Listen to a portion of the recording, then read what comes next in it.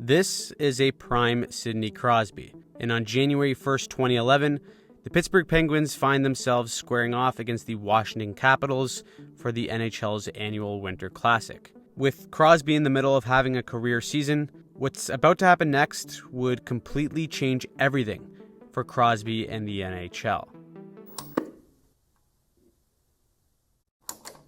At only 23 years old, Sidney Crosby was on top of the hockey world. After winning his first Stanley Cup in 2009, Crosby won gold at the 2010 Winter Olympic Games by scoring one of the most iconic goals in hockey history. By every measure, he was the face of hockey, and his play spoke for itself. To start the 2010-2011 season, Crosby would kick it off with a 25-game point streak and eventually led the NHL with 32 goals and 66 points in the first 41 games. Crosby was on pace for a ridiculous 64 goals and 132 points to finish the season.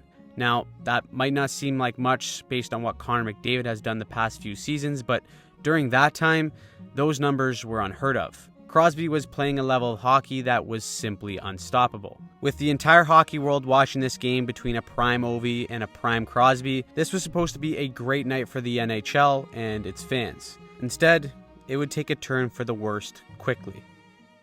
Good for Crosby. PJ and I were saying this could be a concussion. Well, as he's going by, he thought I'd give him a little shot. I mean, and you can't blame the guy.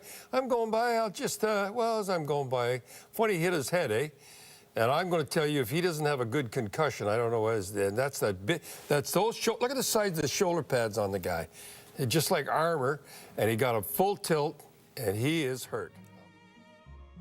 In the dying seconds of the second period, Capitals centerman David Steckel would collide squarely with Crosby's head as he made his way up the ice. The face of hockey just got his first major blow to the head. Crosby got up gingerly on his own, but he was noticeably shaken up. Now, any injury is concerning, but concussions are on a whole other level, especially when you consider its history with the NHL. You see, in previous generations, you were expected to pop a few Advils and play even if you had a headache. If not, you were likely perceived to be soft. Hockey players have long held the ability to play through pain as a virtue, and when you think about it, it's understandable. In many situations where the long-term repercussions are minimal, having a star player fight through an injury can be beneficial to a team both on and off the ice. But head injuries are a completely different beast, given the long-term effects well after a player is done playing. For years, the NHL and their franchise have mishandled concussions. From Marek Lindros all the way to Paul Kariya, Hall of Fame careers have been cut short due to gross negligence. In retrospect, knowing what we know now about concussions, there's no way some players in the past should ever be back in the game the next shift.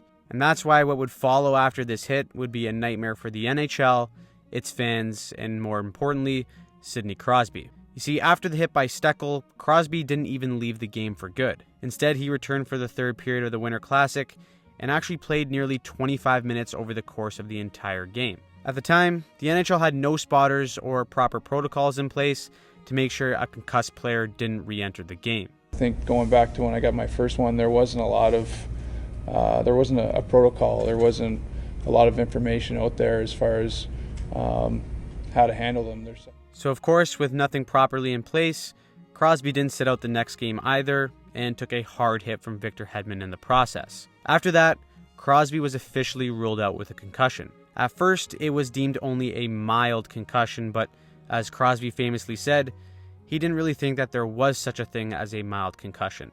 As the weeks turned into months with Crosby on the IR, speculation began as to how serious of a head injury this truly was. There were reports that Crosby felt like himself for some days by dominating practice, and then out of nowhere he'd be taking a shower and would be struck with a headache.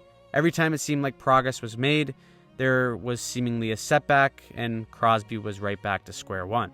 As Crosby spent more time on the shelf, everyone started to speculate whether or not the face of the NHL would actually decide to retire for his long-term health. His dad had to shut that down pretty quickly, but after being ruled out for the first round of the playoffs, Crosby admitted afterwards that he had suffered yet another setback. As the offseason rolled around, the expectation was that Crosby would take the required time necessary to recover and then be ready to return for the 2011-2012 season. Except all throughout the summer, he was still showing symptoms of a concussion. So, when training camp rolled around and the season began, Crosby remained on the IR. Hockey fans were getting robbed of seeing a prime Sidney Crosby, but at least it was for good reason. After poorly handling his first concussion, the last thing that anyone wanted was for Crosby to return when he's not healthy. Hockey fans have seen how that's played out for superstars before, and to jeopardize Crosby's career at 23 would be a terrible thing for NHL hockey. Now, at this point, even if Crosby was deemed fit to return, there were still question marks as to what type of player would actually be coming back.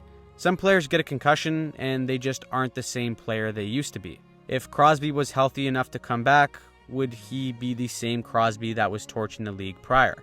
When Sidney Crosby is playing his best hockey, it is below the hash marks and initiating contact. However, if Crosby couldn't take the inevitable bumps that come from playing that type of style, it meant that we would likely not see Crosby at his best. For fans of the game, everything seems so odd about the process. Clips circulated online of Crosby in practice, and he looked absolutely incredible. This made it all the more confusing why he still wasn't cleared to play. Crosby would miss all of October until finally, the hockey world received some good news. This was the scene this morning. Sidney Crosby stepping onto the ice at the Consol Energy Center in Pittsburgh for the Pens morning skate as they get set to take on the New York Islanders in about an hour's time. After constant frustration, Crosby would get the green light to finally return after 10 months without playing a single game in the NHL. On November 21st against the New York Islanders, this game would be televised nationally. It meant everything to the league, the fans, and again, most of all, to Sidney Crosby. For the entire hockey world, this had been an excruciating journey that all started from mishandling a concussion. These hits damn well nearly ruined Sidney Crosby's career. From being told he had a mild concussion to basically having thoughts about potentially calling it a career, the journey back for Crosby has been a psychological battle as much as it's been a physical one. How this return goes has the entire hockey world holding their breath. We've seen comebacks from concussions go south quickly, so it's not enough for Crosby to just return. He needs to return and make a statement that he can still be the best hockey player in the world. So with just 5 minutes into this game, you're about to witness one of the best player comebacks in NHL history. Eric England off the defense, moves the puck to center. Here's Crosby with a burst of speed, up the middle, gets open, scores! Welcome back, Sid!